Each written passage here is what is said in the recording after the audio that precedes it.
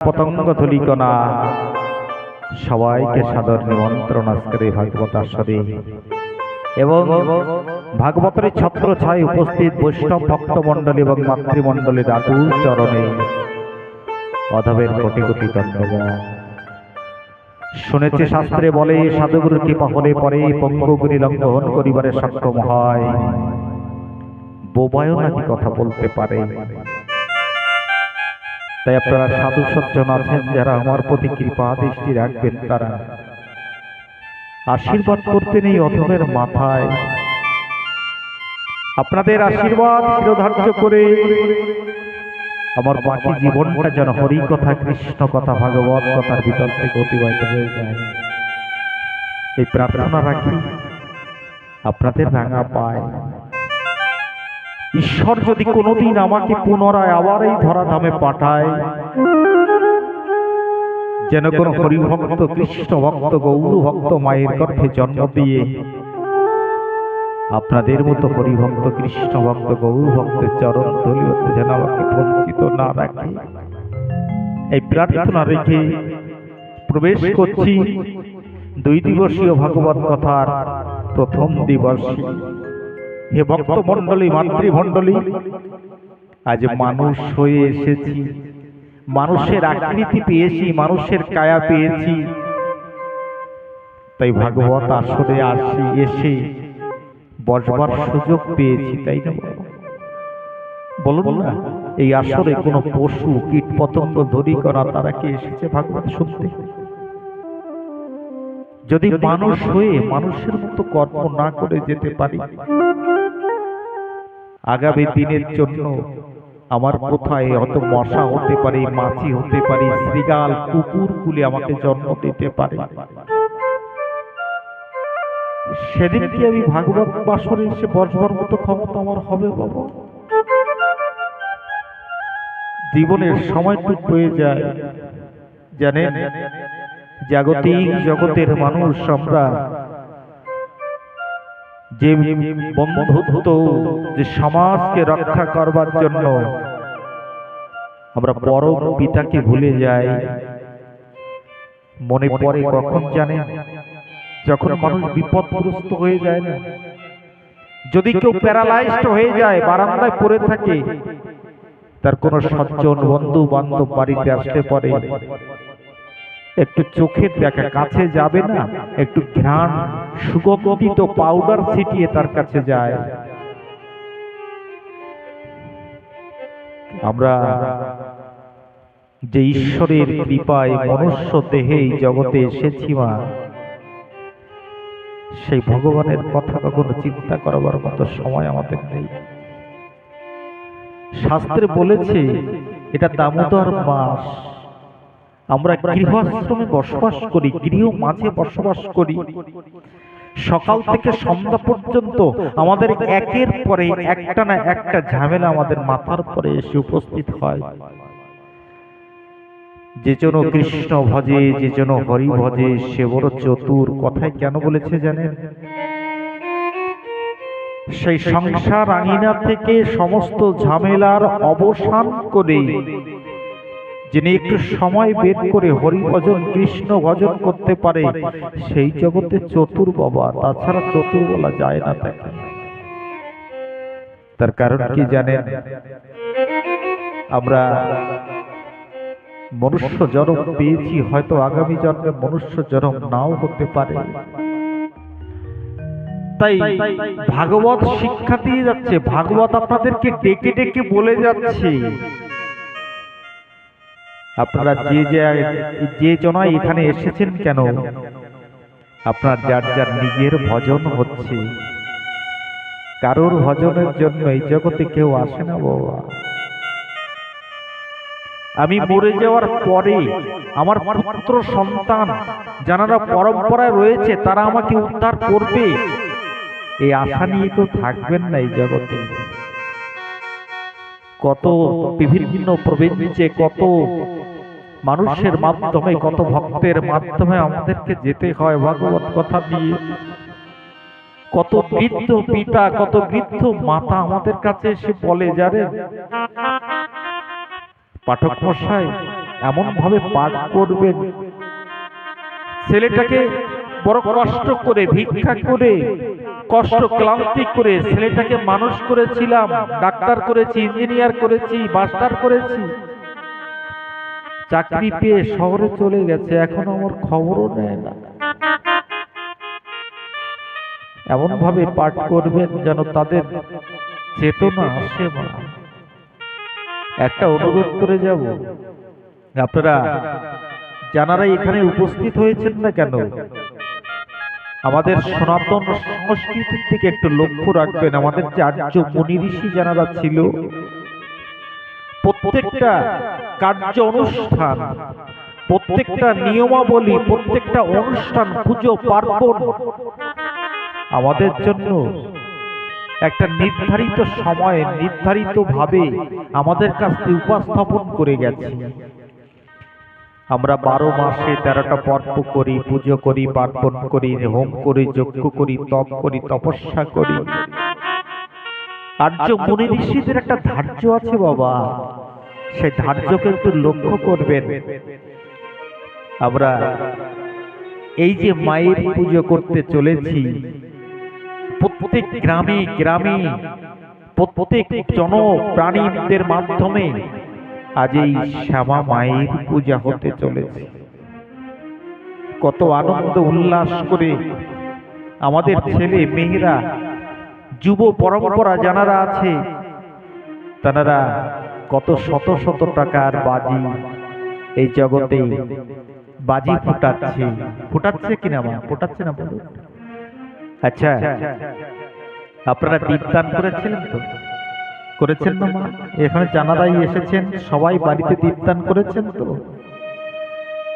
যদি মা আমি জিজ্ঞাসা করি আপনাদের কাছে, কালী পুজো এসেছে, দীপাবলি এসেছে, আপনি দীপ নিয়ে সমস্ত জায়গায় দীপদান করেছেন, কেন করেছেন মা?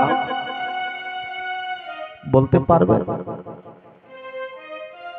আমরা হাজারো কর্ম এমনি করে করে যাই, আমরা কারণ খুঁজি না কোনোদিন যে কেন এই দীপ প্রজ্বলিত করতে হয়। এমনকি প্রত্যেকটা মায়েরা সন্ধ্যার সময় ধূপ দীপ, শুধু দীপাবলির দিন নয়, প্রত্যেক দিন আপনারা দীপ প্রজ্বলিত করেন তো? ভগবানের সম্মুখে আরতি দেখান কিনা? কোনদিন কি সাধুগুরু বৈষ্ণব যখন আসে তাদের কাছে আমরা জিজ্ঞাসা করেছি যে এই দীপদান কেন করি? দীপদান করার উদ্দেশ্য হচ্ছে, দেখুন এই যে মায়ের পুজো, এই মায়ের পুজো আমাবস্যায় হয় না পূর্ণিমায় হয়? বা আমাবস্যায় হয় তো, কিন্তু আমাবস্যার দিনে ঘোর অন্ধকার হয়ে থাকে এই জগতে, হয় কি না বলুন? সেই ঘোর অন্ধকারে আর্য মুনি ঋষিরা বলেছে তোমরা দীপাবলি অর্থাৎ দীপ দান করো। দীপ কেন? বলে অন্ধকারকে দূরীভূত করে আলোক সজ্জায় সজ্জিত করে দাও। আর্য মুনি ঋষিদের কথা কি জানেন? আর্য মুনি ঋষি বলেছেন যে অন্ধকারকে নাশ করো। কোন অন্ধকার? কি আমাদের হৃদয় মন্দিরে যে অন্ধকার আছে, সেই অন্ধকারকে নাশ করার কথা বলছি, আর কোন অন্ধকার নয়। অজ্ঞান অন্ধকার আচ্ছন্ন হয়ে আছে। কেমন করে সনাতন সংস্কৃতিকে রক্ষা করে চলতে হবে আমাদের ছেলে মেয়েরা তা অধিকাংশ 90% ছেলে মেয়েরা তা জানে না। আপনারা যদি মনে মনে ভাবেন যে শুধু ভাগবত বক্তা আসবে তাদের উপরে দায়িত্ব দেব, কেমন করে সম্ভব? তাদের দ্বারা সম্ভব নয়। তবে আপনারা যারা এখানে উপস্থিত আছেন, আপনারা সেই সংস্কৃতিকে সন্তানদেরকে একটু একটু করে সেই সংস্কৃতি দান করবেন, যে সংস্কৃতিকে যেন তারা ধরে রাখে, তারা চিন্তা করে রাখে। আমি অনুরোধ করে যাব আপনাদের কাছে, যারা বয়োবৃদ্ধ আছেন, যারা বয়োজ্যেষ্ঠ আছেন, যারা ভক্ত স্বরূপে আছেন, যারা ব্রতধারী আছেন, যারা পূজা নিষ্ঠা জপ ধ্যান তপের ভিতরে আছেন, আমি তাদেরকে অনুরোধ করে যাব আপনারা এই কৃষ্টিকে রক্ষা করুন। আর্য মনীষীদের কৃষ্টিকে রক্ষা করার চেষ্টা করুন। আজ এই দিনে রামচন্দ্র ভগবান অসুর রাবণকে বধ করে দেশে ফিরে এসেছিলেন কিনা বলুন? সেই উদ্দেশ্যেও আমরা দীপদান করে থাকি, আলোক সজ্জায় সজ্জিত করে থাকি। আলোর উৎসব বলা হয় এই উৎসবকে। আজ কত সুন্দর দেখুন, যখনই অন্ধকার নাশ হয়ে যায় জাগতিক ভাবে, এখানে সুন্দর লাইট জ্বলছে, আলো জ্বলছে, আলো রশ্মি পড়েছে, কত সুন্দর দেখা যাচ্ছে, তাই না? এই আলোগুলো নিভিয়ে দেবেন, এখন এই অন্ধকার হয়ে যাবে, কেউ কাউকে দেখতে পাবে না, পরিবেশ নষ্ট হয়ে যাবে। ঠিক তদ্রূপ হৃদয় মন্দিরের অন্ধকার, কোটি কোটি জন্মের অন্ধকার এক সেকেন্ডে। আচ্ছা মাগো, একটা ঘরের ভিতরে 100 বছর ধরে অন্ধকার হয়ে আছে, আপনি একটা প্রদীপ প্রজ্বলন করলেন, অন্ধকার যেতে কি 100 বছর লাগবে? জ্বালানোর সঙ্গে সঙ্গে অন্ধকার চলে যাবে, যাবে কিনা বলুন? আদর্শ, সেই আদর্শকে রক্ষা করবার জন্য আমি যত মায়েরা আছে এখানে, আমি একটা আদর্শের কথা আমি আপনাদের কাছে বলে যাব। শাস্ত্র বলছে সর্বপ্রথম গুরু হচ্ছে মা, মাতা গুরু, পিতা গুরু, গুরুজ্যেষ্ঠ ভাই, তাহার থেকে অধিক গুরু আমরা ভজনেতে পাই। আমি যে আসরেই যাই না কেন, আমি মায়েদের কাছে একটা অনুরোধ রেখে আসি, কেননা 100 জন ভক্ত হলে সেখানে 70 জন ভক্ত মায়েরা থাকে, আর এই মায়েদের পরেই দায়িত্ব বহন করে আগামী দিনের প্রজন্মকে রক্ষা করবার জন্য। কেননা বাবা, যারা বাবা আছে তারা সমস্ত মায়েরা ঘুরে বেড়ায়, মায়েরা ঘরে থেকে সন্তানকে শিক্ষা দিতে পারে যদি মা আদর্শবান হয়। আর যদি মা আদর্শহীন হয় তাহলে পরবর্তীকালে কত বৃদ্ধ মাতা চোখের জলে ভাসে, কত কষ্ট করে সন্তানকে মানুষ করেছি, সন্তান আমাকে খেতে দেয় না, আমাকে পড়তে দেয় না, আমাকে ভালোবাসে না। কেন জানেন? এই গৃহের গৃহলক্ষ্মী হচ্ছে মায়েরা। এখানে নিয়ম আছে কিনা আমি জানি না, তবে আগের পুরাকালে যখন কারোর বিবাহ হতো না, ছেলে যখন বিবাহ করে ঘরে আসতো, দরজার সম্মুখে মা কি করত? বৃদ্ধ মাতা একটা থালায় করে দুধ আলতা রেখে দিত। নবকণিকা বধূ ওর তারপরে চরণ রেখে হাতটা ধরে মা নিয়ে যেত ঠাকুর ঘরের কাছে, ঠাকুরের কাছে প্রার্থনা করে বলতো, ঠাকুর তুমি তার লক্ষ্য পূর্ণ করো। লক্ষ্যটা কি মা? বলুন না, লক্ষ্যটা কি? বৃদ্ধ মাতা নবকণিকা বধূর জন্য ভগবানের কাছে প্রার্থনা করছে, তুমি তার লক্ষ্য পূর্ণ করো। এই লক্ষ্যটা কি? 5 কোটি টাকা না, 500 বিঘা জমি না, 5 তলা বিল্ডিং না, তাহলে লক্ষ্য কি? মায়ের লক্ষ্য পূর্ণ হয় তখন যদি তার উদর হতে একটা সাধু সন্তান এই জগতে দান করতে পারে। অভয়চরণ ভক্তি বেদান্ত স্বামী প্রভুপাদ 70 বছর বয়সে বিদেশে গিয়ে, যে বিদেশের মাটিতে যারা পাশ্চাত্যের দেশে বসবাস করে তারা নারী মদ মদিরা নিয়ে ভোগে মত্ত হয়ে থাকে, সেই আমেরিকা, জাপান, হংকং, লন্ডনে গিয়ে 70 বছরের বৃদ্ধ হরি নাম দিয়ে, কৃষ্ণ নাম দিয়ে সমস্ত জগৎ মাতিয়ে দিয়েছে। বলুন মিথ্যা বলছে কি? মিথ্যা সংবাদ এগুলো? হরি নামে জগৎ মেতে আছে। আজ নবদ্বীপে যাবেন, বৃন্দাবনে যাবেন, আমাদের বাঙালি যদি 10 জন থাকে, 50 জন আপনারা ইংরেজ দেখতে পারবেন, তারা লাল পেরে শাড়ি পরে জপের মালা গলে নিয়ে সমস্ত দাদর সঙ্গে তিলক করে তারা হরিনাম সংকীর্তন করছে। মিথ্যা সংবাদ এটা? 70 বছর বয়সে তিনি সমস্ত জগৎ পাঠিয়ে দিলেন, কিন্তু যেখানের প্রভুপাদ অভয়চরণ ভক্তি বেদান্ত স্বামী প্রভুপাদ কোন দেশের? আমাদের ভারতবর্ষের। সেই জায়গায় অন্ধকার, সেই জায়গা মানুষ নাম করে না, সেই জায়গা মানুষ কীর্তন করে না, সেই জায়গা হরিনামকে আশ্রয় করে না। কিন্তু বিদেশ মেতে গেছে, বিদেশ মাতিয়ে দিয়েছে 70 বছর বয়সে। সেই প্রভুপাদ বলে গেছেন, আপনি 100টা হসপিটাল তৈরি করে যে পুণ্য লাভ করতে না পারবেন, একজনকে যদি এই জগতে কৃষ্ণ ভক্ত তৈরি করতে পারেন, তার থেকে অধিক পুণ্য আপনি লাভ করতে পারবেন। যদি আপনারা বলেন কেমন কথা বলছেন, মানুষ কান্না করতে করতে হসপিটালে যাবে, হাসতে হাসতে বাড়িতে আসবে, আর আপনি সে হসপিটাল তৈরি করে মানুষকে সুস্থ করলে সে পুণ্য লাভ করে না? করে করে। তবে আপনারা কোনো ডাক্তার এই জগতে বলতে পারবে যে আমি এই অপারেশন করে রোগটা ভালো করে দিলাম, এই রোগ আর জীবনে হবে না? বলতে পারবে? বলতে পারবে না, পারবে না বলতে। কিন্তু যদি কেউ এই জগতে একজন কৃষ্ণ ভক্ত হয়, শাস্ত্র প্রমাণ, তাকে আর জীবনে কোনোদিন এই জম্মু দ্বীপে আসতে হয় না, ভগবান ধামে চলে যায়। বলো রাধে রাধে। কোথায় চলে যায় মা?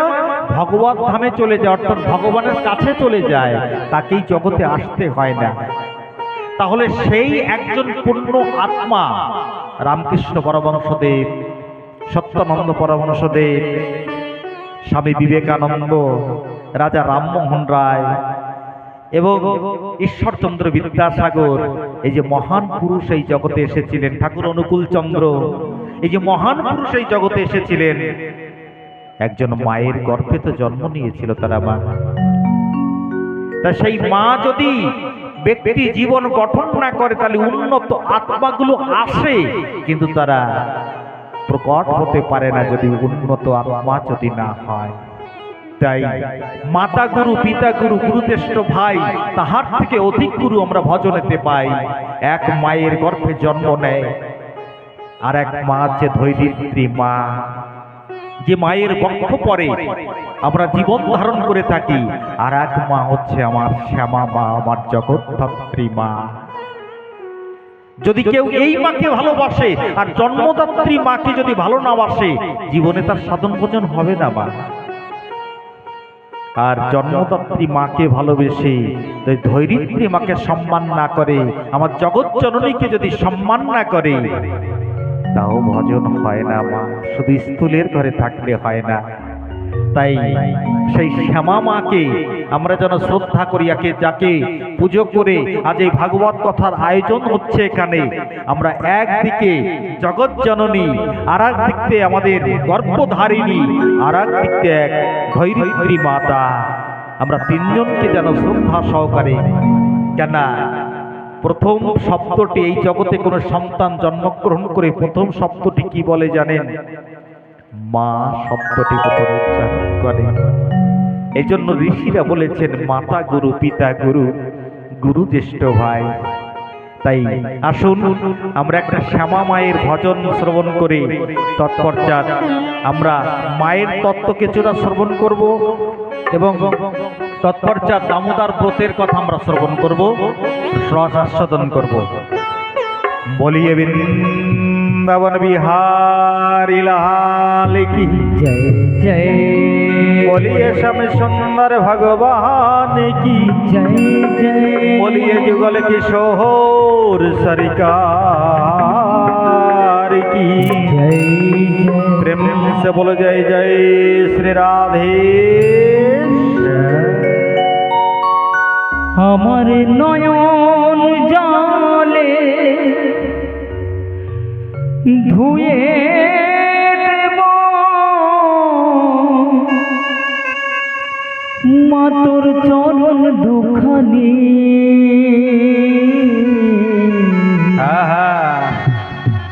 দেখি মা তুই কেমন করে হবি পাশানি। ও মা, দেখি মা তুই কেমন করে হবি পাশানি।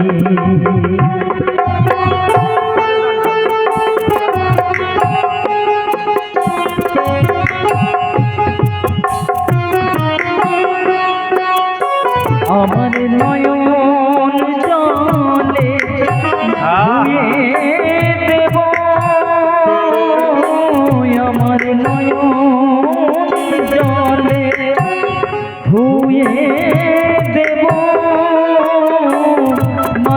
চরণ দুখানি দেখি মা তুই কেমন করে হবি পাশানি ও মা দেখি মা তুই কেমন করে হবি পাশানি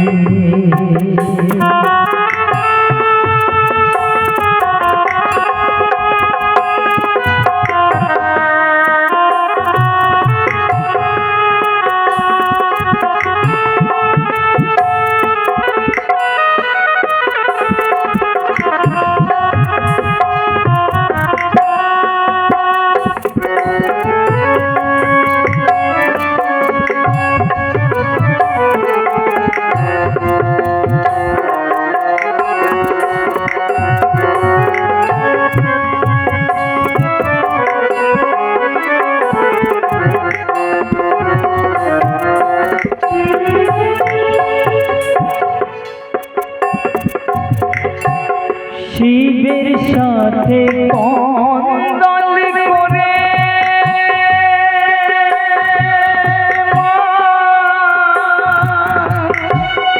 চরণ দুটি নেব কেড়ে শিবের সাথে কন্দল করে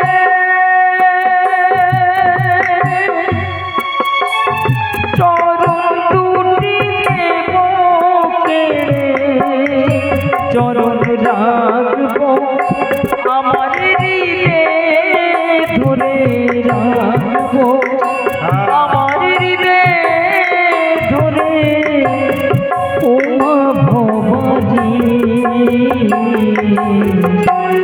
দেখি মা তুই কেমন করে হবি পাশানি ও মা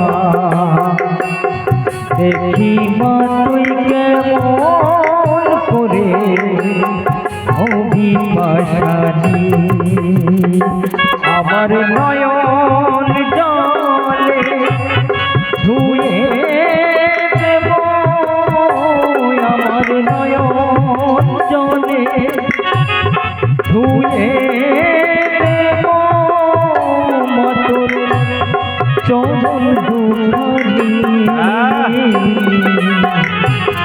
দেখি মা তুই কেমন করে হবি পাশানি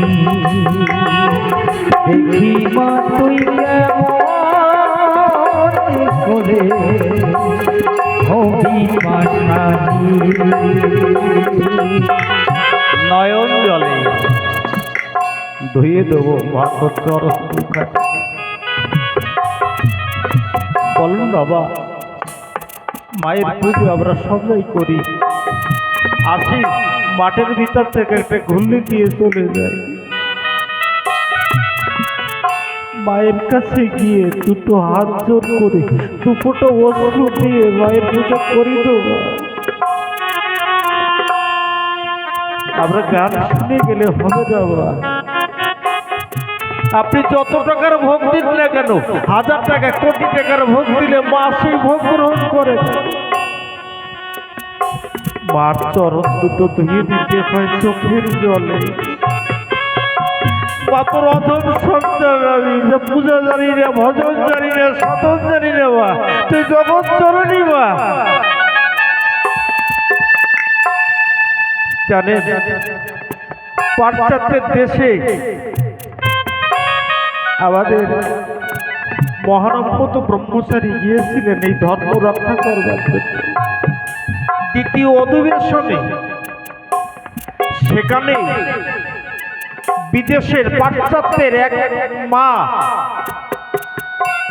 দাঁড়িয়ে বলল, আপনাদের ভারতবর্ষে উলঙ্গ মায়ের পুজো হয় কেন? আপনাদের একটু লজ্জা করে না? মা যাকে পুজো করেন তাকে উলঙ্গ করে রেখেছে। শুনে যান মা, এই ভাগবত কথা শুনলে পরে এই জ্ঞানটা অন্তত হৃদয় মন্দিরে আসে। যদি কেউ জিজ্ঞাসা করে তোমাদের উলঙ্গ মায়ের পুজো করো কেন, আপনারা জবাব দিতে পারবেন। মহানম্মত ব্রহ্মচারী উঠে দাঁড়িয়ে বলল, মা, তুমি যদি কোথাও তোমার সন্তানকে নিয়ে যাত্রা করেছো, এমন সময় কোনো অসুর এসে তোমাকে আক্রমণ করেছে, সন্তানকে রক্ষা করবার জন্য মা যুদ্ধ করছে অসুরদের সঙ্গে, যুদ্ধ করতে করতে মায়ের কাপড় খুলে গেল, তোমাকে যুদ্ধ করে রক্ষা করেছে, পরবর্তীকালে তুমি সেই মায়ের পুজো করবে না মাকে অবজ্ঞা করবে? বলে পুজো করব। তাহলে যে রূপে তোমাকে রক্ষা করেছি, আজও পর্যন্ত মা অসুরদের সঙ্গে যুদ্ধ করে আমাদের মতো ভক্তদেরকে রক্ষা করে, সকল ভক্তদেরকে, আপনারা যারা ভক্ত, জগৎ জননী কেন উলঙ্গ হয়ে আছে? তার পুজো সেই দিন হবে যেদিন দুটো চোখের জল দিয়ে মায়ের রাতুল চরম দুখানা ধুয়ে দিতে পারবেন, সেদিন করে পুজো হবে। যাবেন পুজো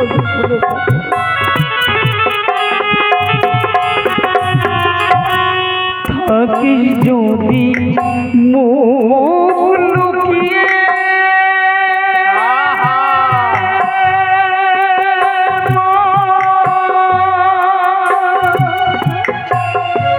অধম বলে দিস তাড়িয়ে,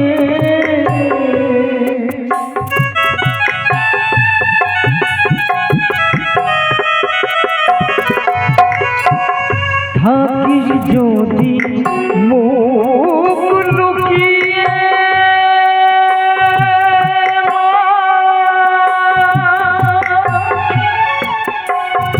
অধম বলে দিস তাড়িয়ে, আমি পাইব তারা তারা তারা তারা বলে ও মুন্ডমালি, দেখি মা তুই কেমন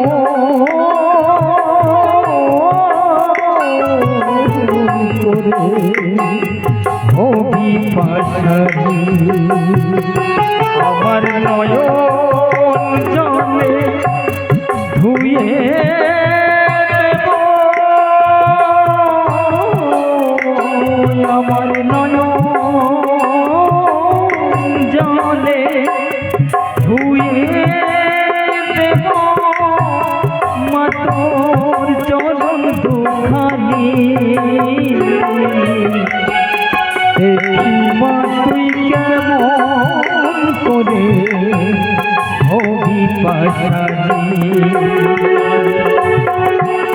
দেখি মা তুই কেমন করে হবি পাশানি, মা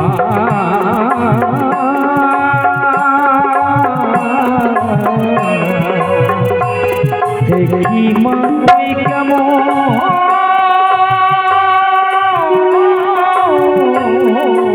করে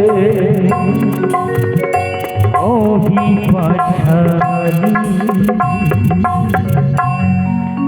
বলো বলো শ্যামা মা প্রতি একবার হরি ধ্বনি বলো মন, হরি বল হরি বলো বলো মন, নিতাই গৌর সীতানাথ প্রতি পরমানন্দে একবার হরি ধ্বনি বলো মন, হরি বল হরি বল, বলো বলো মন, রাধা কৃষ্ণ প্রতি পরমানন্দে একবার হরি ধ্বনি বলো মন। হরি বল হরি বল।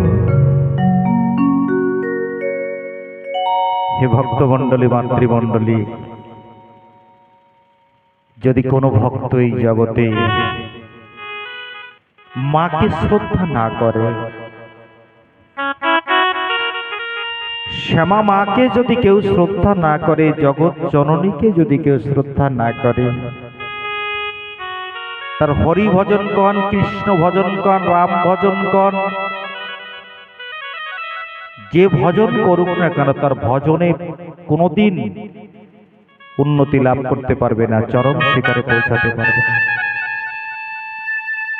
যদি বলেন এত বড় কথা বলছেন, আমরা তো মায়ের ভক্ত নয়, আমরা তো স্বার্থ মন্ত্রের দীক্ষা নেই, আপনারা যার কাছ থেকে দীক্ষা গ্রহণ করুন না কেন, আপনারা কেউ সৎসঙ্গী হতে পারেন, কেউ মতুয়া ভক্ত হতে পারেন, কেউ বৈষ্ণব হতে পারেন, কেউ স্বার্থ শৈব জ্ঞানপত্য সৌর বৈষ্ণব হতে পারেন। যেই ভজন করুন না কেন, দীক্ষা তো অবশ্যই পেয়েছেন কিনা মা? যার কাছ থেকে দীক্ষা পেয়েছেন কিনা?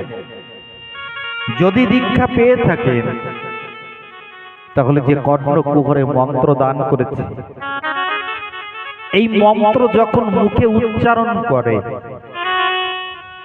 যখন জপ করে, তখন কি হয় জানেন?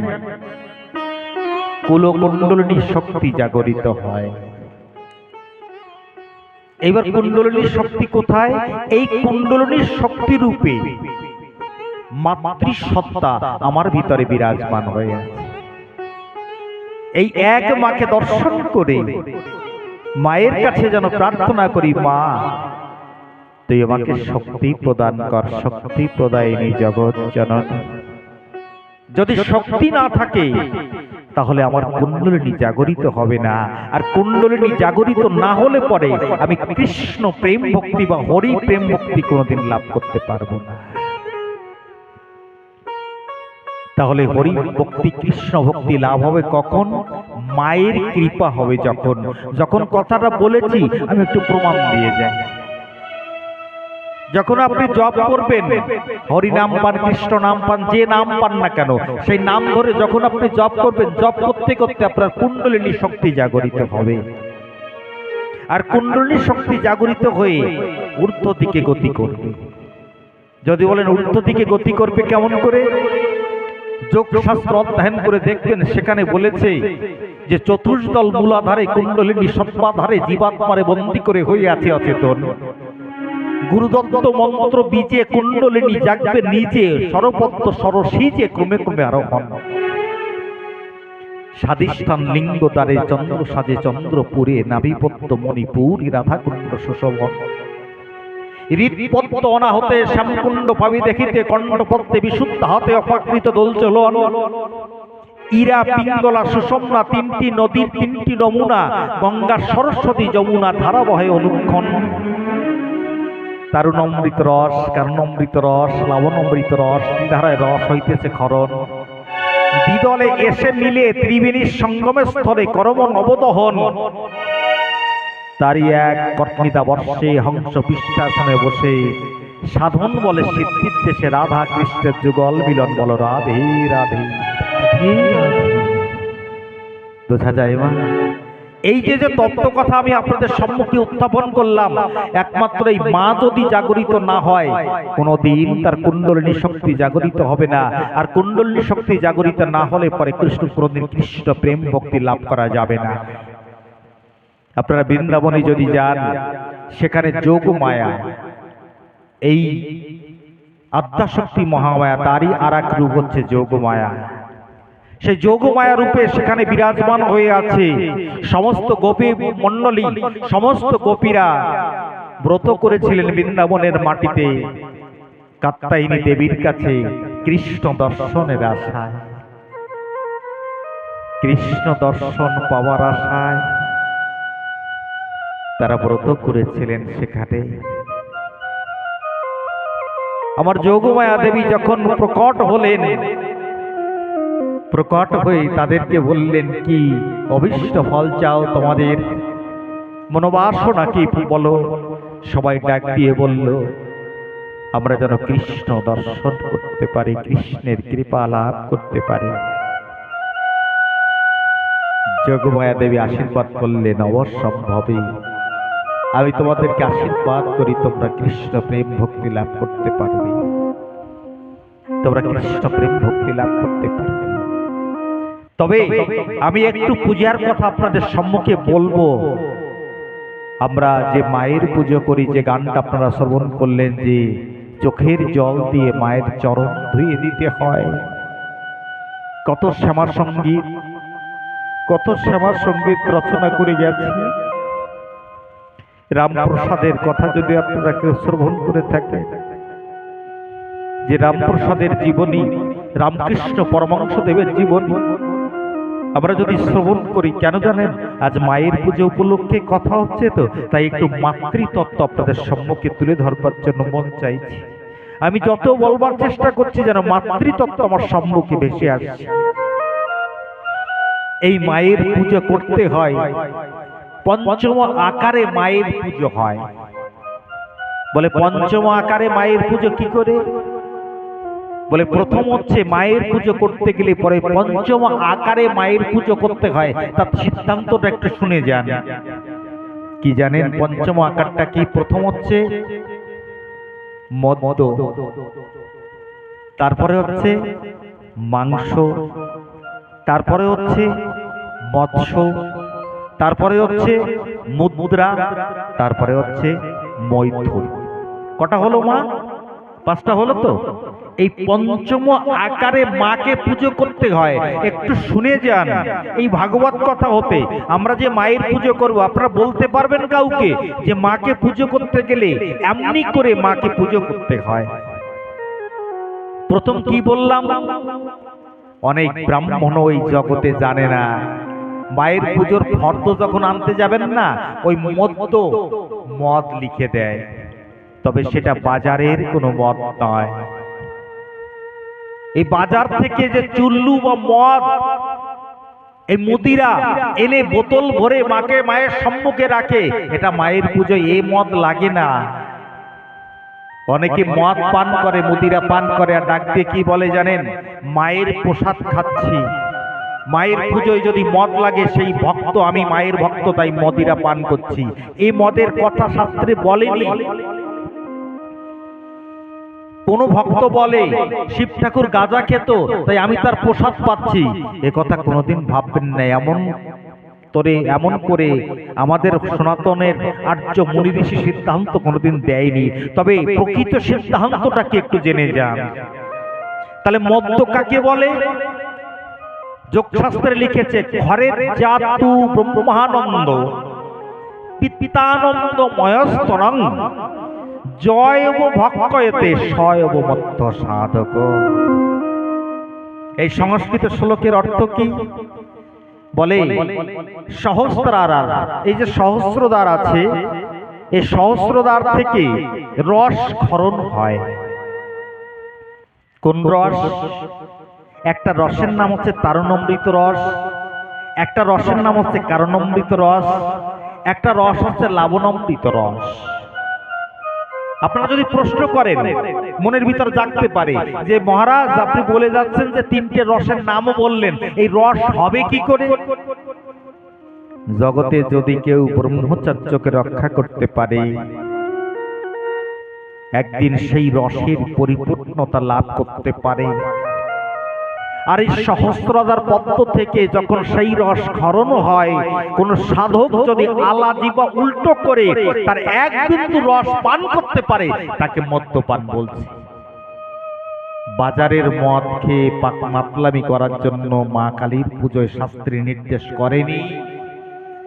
এখনো অনেক ব্রাহ্মণ তারা নিজেরাও জানে না যে কোন মদের কথা বলছে। তারা লিখে যায় ফর্দে, আমি অবাক দৃষ্টিতে দেখেছি। অবাক হয়ে যায় ব্রাহ্মণ সন্তান হয়ে, কি করে এই বাজারের মদ লিখে যায় ফর্দে, আমি অবাক মেনে যাই। তাহলে সেই মদ্যপানের কথা বলছে। যদি কোনো মানুষ আল্লাহ জিবা উল্টো করে তার এক বিন্দু রসকে পান করতে পারে, তাকে মদ্যপান বলে। শুনে যান আপনারা শাস্ত্রীয় সিদ্ধান্ত।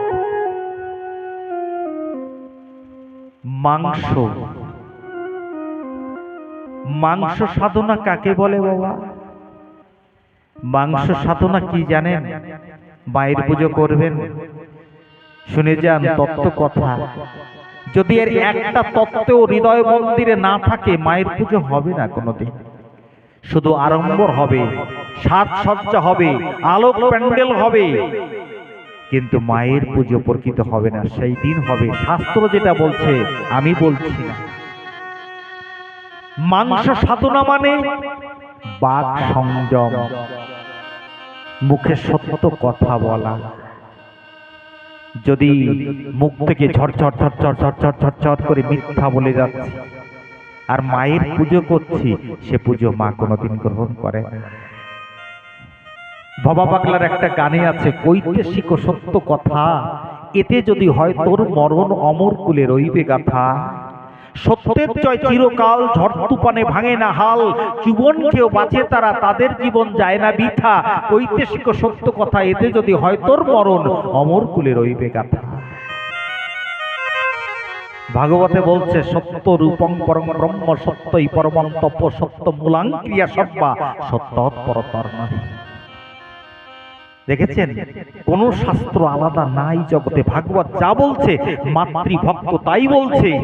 শুধু তাই নয়, যদি আপনি হরি ঠাকুরের গ্রন্থ অর্থাৎ লীলামৃতের ভিতরে যান, তারককর্তার লেখা লীলামৃতের ভিতরে যান, সেখানেও বলছে, লয়ে নিজ নারী ব্রহ্মচারী সচ্চরিত্র রবে, হাতে কাম মুখে নাম সদা সত্য কথা কবে। যদি বলেন আর কোন গ্রন্থ দেখাতে পারবেন, পারবো। যদি আপনারা বাইবেলের ভিতরে যান, বাইবেলের ভিতরে ইংরেজিতে লেখা রয়েছে, truth is god, god is truth, ঈশ্বরই সত্য, সত্যই ঈশ্বর। যদি হযরত মুহাম্মদের কোরআন শরীফের ভিতরে যান, সেখানে লেখা রয়েছে, জয় তুমি যতটা যদি সাচ্চা হও মুসলমান, তোমার ঠিক রাখো ঈমান, ঈমান মানে সত্য। সাচ্চা মুসলমান তখন হবা যখন তুমি সত্য কথা বলবা। মিশছে মা, সব শাস্ত্রের সঙ্গে মিশে যাচ্ছে তো, কিন্তু আমরা সেই মেশবার জায়গাটা খুঁজি না। আমরা যারা চূড়ান্ত বা শাস্ত্র গ্রন্থ নিয়ে এই জগতে চলে, তারা ভাগ করে না, তারা এক করে। ভাগ করে কারা জানেন? এই কিছু জাগতিক জগতের কিছু মানুষ আছে, তারা এই জগৎকে ভাগ করে রাখে। প্রকৃত যারা জ্ঞানী তারা কোনোদিনই এটাকে ভাগ করবে না, কোনো শাস্ত্র সিদ্ধান্তে আলাদা নেই। মা, তাহলে মাংস সাধনা কি?